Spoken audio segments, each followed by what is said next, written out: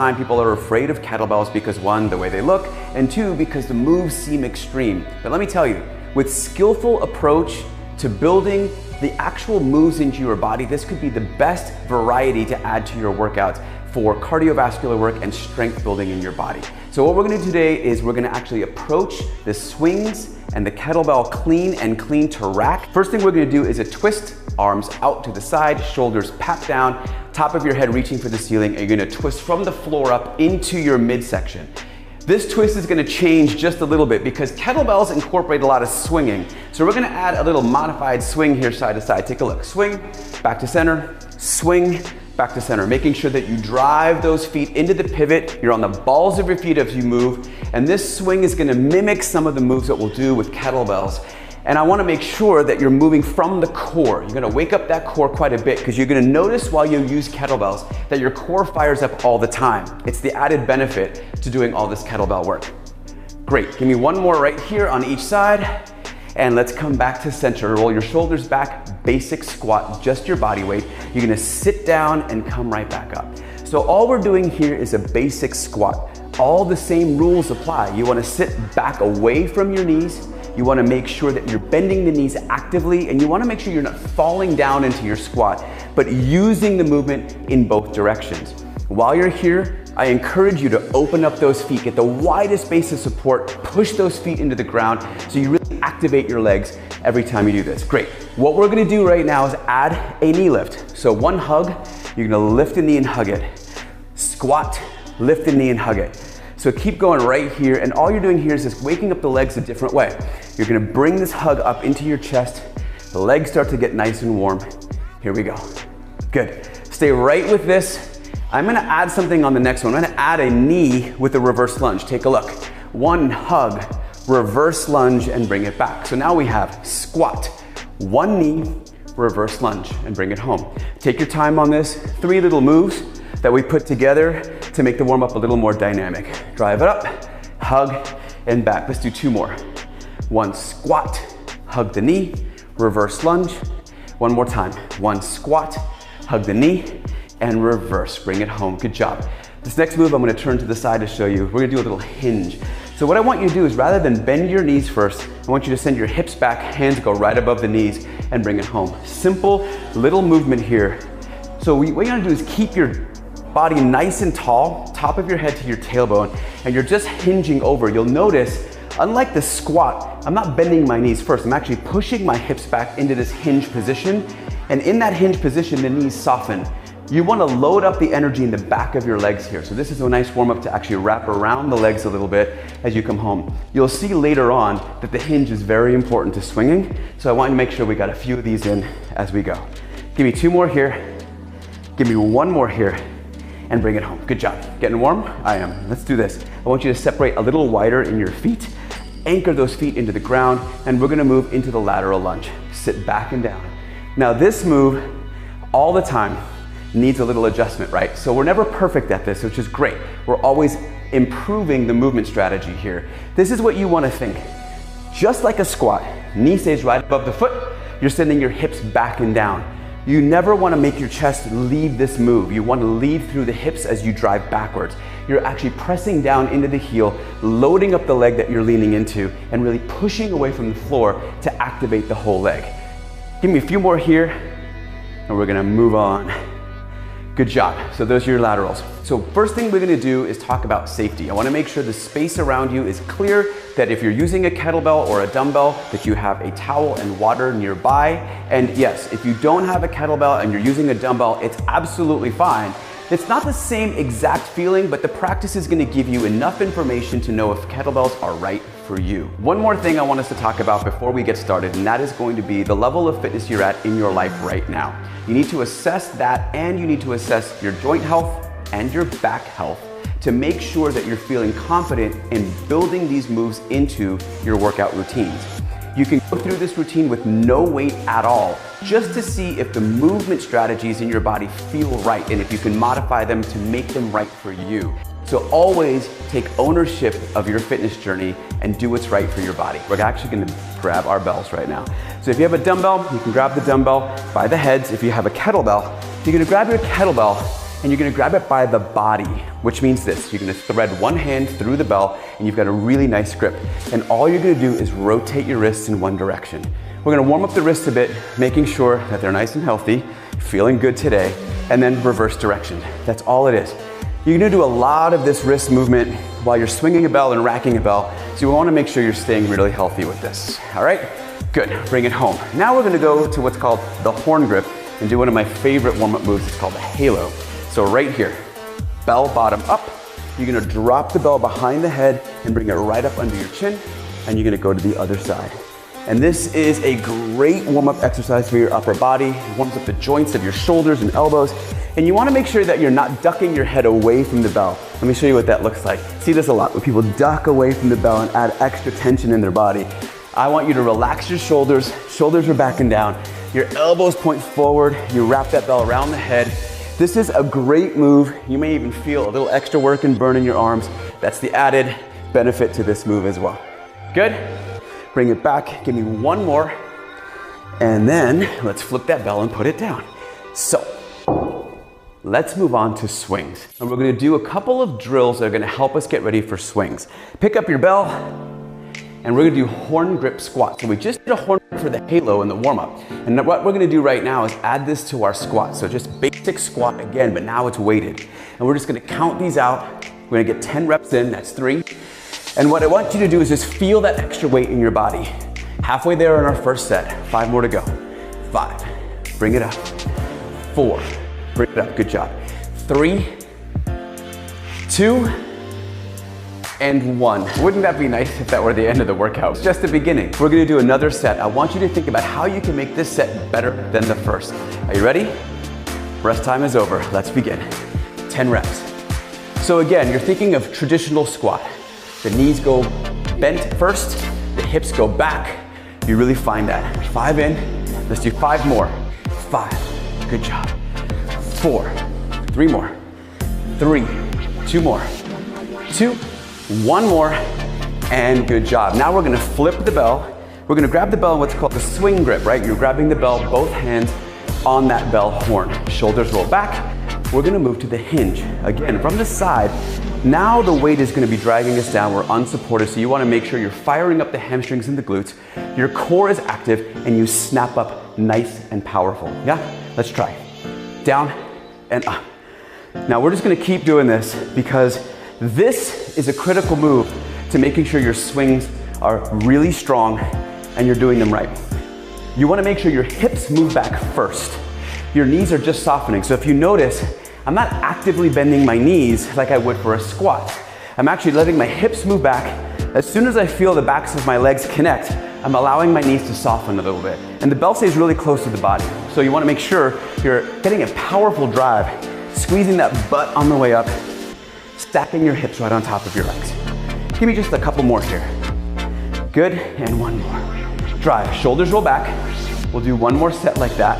Doesn't matter how many reps because you might be moving a little quicker or slower than me. So let's just get them together and get them out of the way. Shoulders back, and let's begin. Down and up. I want you to notice one more thing. I'm not being rude by not looking at you, but the proper form on this is to take your eye gaze slightly down with you as you come down into this hinge position. Sometimes it's called the deadlift. We're not quite getting deep enough for a deadlift, but this is that little hinge. And right about now, if you got enough weight, you're gonna feel how your glutes, that's your butt, and your hamstrings, those are the long muscles in the back of your legs, how they're firing up a little bit. Good, you wanna take any tension out of the neck by doing this. Take a look. This is something we'd like to eliminate because it puts tension in your neck. You're gonna drive right here, snap up nice and tight. Couple more, snap, 2 more, drive, and 1 more. Good job. All right, now holding the bell just like that, we're gonna do this. Really simple and clean. It's as if a squat and that hinge had a baby. You wanna do a little bit of each. So the squat and the hinge together is what we call the swing squat, or a squat when you're swinging to pick up a bell. There's really no term for it. So when you hear squat to swing, it's actually the hybrid and not truly a squat and not truly a deadlift. Take a look. You're gonna go right here and drive up. You notice that it's a nice little hybrid of a squat. I'm allowing the knees to bend just a slight bit more, but I'm really leading with the hips driving back. That's the most critical part of this. So let's do a couple reps here. You might be thinking this feels just like the last one we did, but I want you to bend your knees just slightly more. And when we get to the swing, you'll understand why. So again, it's unlike the hinge in the way that you're just allowing a little more knee bend. So it's that beautiful connection between the two moves. Give me 5 more, 4 more, 3 more, 2 more, and 1 more. Drive it up. Beautiful. So those are the little foundational moves that get us ready to swing. So we talk about swinging. Let's do it. Swings are one of the most critical foundation exercises for kettlebells, and they're the #1 thing I see done incorrectly. So let's get them right. We're gonna do this in 4 easy steps. 1, assume the position, and that is what you just did, that kind of hybrid. So when you hear swing or squat to swing, you now know that you're gonna be driving down into that proper position to drive your hips, stack them right above your legs. The second thing you wanna think about is momentum and power. So momentum and power are this. The power comes from the back of your legs. You're firing up the glutes and the hamstrings. You're loading them up with a lot of energy, and then you're tossing that bell into the air. Controlled movement. But when that bell goes up in the air, it doesn't have a lot of weight at the top. So on the way back down, it's creating a lot of energy, a lot of momentum in your body that you need to capture in the backs of your legs, long back, shoulders back, beautiful posture, and drive up every time. A swing starts in that hinge position. So I want to show you a swing before we begin. It's going to be right here, and there's that hinge. I want you to notice how I'm really driving through the legs. And you can even hear in the way I'm talking that power on the way up. It really drives through the body every time. So you'll notice the momentum. I am not allowing that bell to drop and hold me down. I'm using the energy as it comes across the body. The third thing you want to think about is the height of where you swing the bell. You want to make sure you're keeping it right about chin level. Now you'll see all kinds of swings these days that go over the head and all over the place. But if you're really starting out and you want a strong, good swing, you want to make sure the trajectory really lands under your chin. And it's called the curvilinear line around the body. It swings in a circular pattern. You're going to land it right about under your chin, shoulders are packed down, and you let it go, using that momentum. That's a critical thing. The other thing I see a lot is this. Take a look. When people make an error in 1, assuming the position, and 2, using momentum. It looks like this. They squat and then muscle the bell up. Have you seen this? I see it all the time. This is a completely different exercise, and I would not recommend it for kettlebells. You want to take the shoulders back. You want to really drive the body nice and tall. And when you're swinging the bell, you want to use that momentum. So you notice this. My arms, dare I say it, are a little lazy at this point. They're just kind of like letting the bell swing through, and I'm letting my legs do all the work. And you can see just for a few sets of swings that I'm pouring in sweat already. So this is a great cardiovascular and strength exercise combined. The last thing I want you to think about is this. Your last swing is always going to end in the low position. It never ends at the top. And here's why. If I were to end my swing at the top, take a look. All that weight is driving me forward and down. It's quite dangerous for your body. But always think this. Your final swing lands low. But here's the thing. You've got to absorb that extra energy. That momentum has to go someplace, and it's going to go into your legs. Your core is braced, and it looks like this. Final swing, and then absorb. You notice the bell does a little swing at the bottom because it's got all that energy. That's totally cool. What you want to make sure is that you never land at the top, driving that bell down, which could put you in danger of hurting your shoulders or your back. Cool? All right, there are your 4 fundamentals of making swings perfect in your body, and it's time to try them. So what I want you to do is grab a bell or your dumbbell, and I want you to get into that perfect position. Shoulders back, body tall. We're gonna go for just a few seconds here, but I want you to think about assuming the position. For this round only, assume the position. Always find the hinge, not the squat, that hybrid squat we talked about. Are you ready? 3, 2, and 1. Let's go. Drive and up. So this is gonna be about 30 seconds of work, and I want you to think about this. Is that bell that close to the body when you swing? Yes, it actually is. It's dangerously close to the body if you think about it. But when you have control over your swing, it actually is the perfect position. So your swing doesn't want to come lower than the inner thigh. Think about it that way. You're not reaching The deeper it is not the better. The swing stays really tight to your body. 3, 2, and 1. Put the bell down, take a breather. Great, we're gonna go back. We're gonna do another 30 seconds. This time, I want you to think about the momentum, that power that you're driving up through the back of the legs and the hamstrings. Remember this, you're loading up the back of the legs to get that swing to happen. And that's the only place that power comes from. The bell becomes weightless at the top. So we're gonna do another set. This time, think about momentum. You've got the position. Now it's time to talk about that momentum. Are you ready? 3, 2, 1, and begin. Another 30 seconds. I said this would be a little workout, right? Because I'm sweating. And swinging kettlebells to me is one of the best cardio exercises. It also builds strength, timing, coordination, all these extra benefits in your body. Keep breathing and keep going. Remember, you're thinking about momentum. Really letting that bell swing through, slam it up into the air by using the power in your legs. We're going good. Keep moving. Keep breathing. 30 seconds is almost up. 3, 2, and 1. Good job. We got 2 more rounds of swings. Towel off if you need to. If your hands are sweaty or wet right now, it's a perfect time to dry off your belt, dry off your hand, grab a sip of water. We're gonna come back. We're gonna do another 30 seconds. This time, we're gonna think about the height of your swing. Shoulders are back and down. The other thing I see a lot is people reaching forward for a swing. And I want you to really focus on keeping your shoulders back on this and letting the bell really top out under your chin. We cool? Great. 30 seconds begins in 3, 2, 1. Down and up. So I'm thinking, I just want to see that bell really hit the top of its swing right about chin level so I can see it as it comes up. My eyes are going to come down just a bit like we talked about in the warm-up for the hinge every time. So a reminder, your neck is not pulling forward. Your eyes kind of move with the move. All right? Doing great. 5 seconds, 4 seconds, 3, 2, and 1. Release and breathe. So good. Okay, last round, 30 seconds. This is all about making sure all the first 3 foundational elements are in your body, and the 4th is your final rep when you let that momentum sink into your body. All right?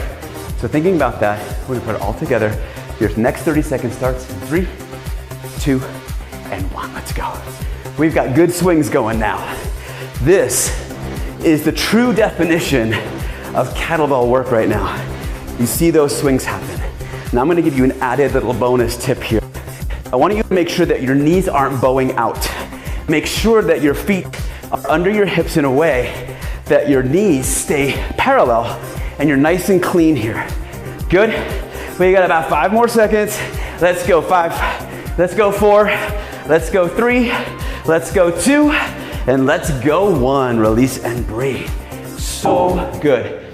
You just completed 4 rounds, 30 seconds of swings. That is a triumph. Good on you. So let's move on. We're gonna move into what we call the rack position. I'm gonna do 4 little bullet points here that will get you to the perfect position and a great way of getting it to your rack. Okay, so what does a rack look like?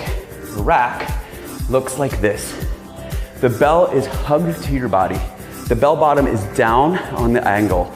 And if you really want to think about this as clutching the bell to your body, it's one of our points in just a second, but you want to make sure this is what you look like. If you took a photo for social media right now, this would look like a good rack, okay? So how do we get here? We get here for the clean. The clean is a movement that's very powerful like the swing, but it comes straight up the body. So unlike the curvilinear line, this is called the rectilinear line. It comes straight up your body, okay? So let's talk about this. Where does that come from? What position? Is it a swing squat? Is it a squat? Or is it that hinge? Well, this is a little different because your knees are going to bend a little more. Unlike a traditional swing where the bell stays really close to the inner thigh, your clean with the bell is going to go a little deeper, actually around the knee, maybe even lower than the knee just a bit, depending on how flexible you are. So think about it this way. You're still using that hybrid squat and hinge, but you're also thinking a little more knee bend when you clean to rack for more power from the leg to drive that bell up. Same concept as a bell. As you come up, it gets a little weightless and you're gonna turn it into place as you go. So that's your first little note, is to make sure that you get the hybrid of that squat in there, a little more knee bend. Here comes the big note. And I see this all the time, and I call it rack it, don't crack it. Because if you watch any kettlebell videos or you've seen people at the gym, this happens all the time. Crack into the wrist. It's the number one complaint I get about kettlebell work. But my wrists, but my wrists. And here's the thing. The secret is this, in the timing of the rotation. And if you get that timing of the rotation right, let me tell you that your rack will be comfortable, you'll be stronger for it. It just takes some time and practice, okay? So this is the position, we talked about it. You're hugging it to your body. You wanna make sure you rotate the bell. And let me show you this. I'm gonna try to do this in slow motion. If you are to flip the bell, this is what I don't want you to do. You're gonna come up and it's gonna go like this, over and slam into your wrist. This is the rotation. From that little deeper knee bend, you come up and the bell actually rotates around. There is a little trick that you can do by taking one of your index fingers, put it right at the bottom of the bell, and as you come up and around, keep your finger on that bell. It's gonna be a lot easier to rotate the bell versus flip it. So if that works for you, I invite you to do it, okay? So remember this, as you come up, you're gonna rotate that bell, it lands softly into the body. Number 3, clutch that bell. You wanna make sure that your wrist is neutral, it's never bent. So take a look, straight wrist, clutch to the body. And when I mean clutch, I mean it's really close to your body. And how can you tell? You can tell by doing this. You can flick your chin all the time with that finger if you need to. If you can't, you know that the bell's traveling away from your body and you never want your rack to end over here. You always want it clutched to your body, okay? Number 4, when you come down into this final repetition, your body's gonna wanna drag you forward. So what I want you to make sure you're doing is not allowing this rotation and drag, that when you come down, you're always loading up the back of the legs and snapping up for power. Your final rep, absorb, put the bell down, and you're ready to go. So good form along the way will make sure that that clean and the rack is always up to good par. Are we ready? We're gonna do some. So remember this, first round is all gonna be about that hybrid squat, like the power. Then you're gonna make sure you rotate the bell, clutch it to your body, and when we're done on one side, you're gonna put that bell down, absorbing the weight. Cool? We're gonna do 30 seconds, starting in 3, 2, 1. Hybrid, rotate, hug. Do it again. Hybrid, and I say hybrid because that's that hybrid squat and hinge, but we can call it a squat. Squat and drive. Now you know when you pick up a bell, a squat always has a slightly different definition. Boom. I'm gonna make it a little more powerful. All the way up to the top. You see that? The bell kind of just floats right into place. Just a few more seconds on this side. Keep going. Drive it up. In 4, in 3, in 2. We can get one more in 1, and clutch it to your body. On the way down, absorb the weight, bring it home. We're gonna go on the other side. Are you ready? Our 30 seconds is gonna start in 3, 2, and 1. Here we go. Down and rack it up. Good. Down and rack it up. Beautiful. You wanna clutch that bell to the body. Really find that beautiful connection all the way up. Good. From the side, you're looking just like this. Boom. Rack it up. You notice stacking the hips right along those feet. No hips forward on this. Squeezing that butt on the way up. Good. You're looking great. Drive it up and bring it down. Drive it up and bring it down. Give me one more. Drive it up and bring it down. Awesome. So let it absorb, get it home. You ready to try it again? Do one more time on each side just for good form. Remember, all those rules apply. So thinking about a lot, but you're building skill into your body. When you build that skill, you become more proficient. You're just so good at this. Are you ready? In 3, 2, and 1. 30 seconds this side again. Hup, bring it up. What can we improve on this time, right? Maybe we can time the rotation a little better. Maybe more power through the legs. Love that. Squeeze the butt tight. Maybe drive your body up a little harder. Maybe push your shoulders down at the top so you're nice and tall. Good, keep going here. Keep pushing. You're looking great, you guys. Just keep fighting. Keep fighting for this. And I know it's a lot of work and it may feel different in your body, but I believe that you adapt to these new stresses in your body in a good way to build new strength and skill. Good job. Put it down and bring it home. Whew. You sound like me at home right now? Because it's a lot of work. Okay, in just a few seconds, we're gonna do our final set of 30 seconds on the other side. I hope you're ready. In 3, in 2, let's go. Down and rack it up, beautiful. Down and rack it up, amazing. Now, all the same things you improved on one side, we're bringing to the other. Standing tall, shoulders down. Perfect rotation every time. Slightly more bend in the knee as you come up. Clutching that belt every time as you come up. Let's go, push, good. We're almost there, you guys. Drive it up. Squeeze as you come up. Really drive the power from the back of those legs. Your quads are working too, but the back of the legs are really driving up, good. In a few seconds, we're done. 2 and 1 more. Drive it up and put it down very carefully and bring it home. What a great job you did. It's tough to do, but I'll tell you this, when you clean to rack like that, it's the threshold to so many great other moves, and I can't wait for you to try those as well. So let's do a quick little cool down. All I want you to do is take a moment to catch your breath, bring your fists together and elbows together, and you're gonna roll them out. Good. Now, people ask me all the time, can I add wrist protection? Of course you can. But I want you to be careful because it sometimes gives you the opportunity to crack your wrist because you know there's something there to help it. So I want you to graduate away from that as soon as possible. Let's go to the other direction, please. Good. And I'm keeping my fist touching so I can really get a nice big stretch at the top of the hands. Good. Now shake it all out. Perfect. Roll your shoulders back. Roll them back again. 2 more times. And 1 more time. Good. Believe it or not, it's time for hip rolls. We're gonna go around in a circle. I know it looks old school, but this is one of the better exercises to really find some mobility and also scan your body in your back and hips if there's any place that needs a little attention. If you find that spot, take care of that spot. You can stretch or foam roll, make sure you're taking care of it. Let's go to the other direction. You did a great job today, and I know that sometimes doing something new is a scary thing, but I hope that you really investigated whether or not kettlebells will work for you. They work for me, I love them, and you can always check out my workouts at Glow, and I'll tell you about that in just a second. Good, bring it home, roll your shoulders back, roll them back again, 2 more times. 2 and 1. This is how you should walk through your day, chest high, proud of the work you did. So I'm Paul Katami, and I want you to do this kettlebell foundation tutorial workout as many times as you need to feel confident in picking up a kettlebell and joining me in some really awesome full-length workouts. You can do that by simply going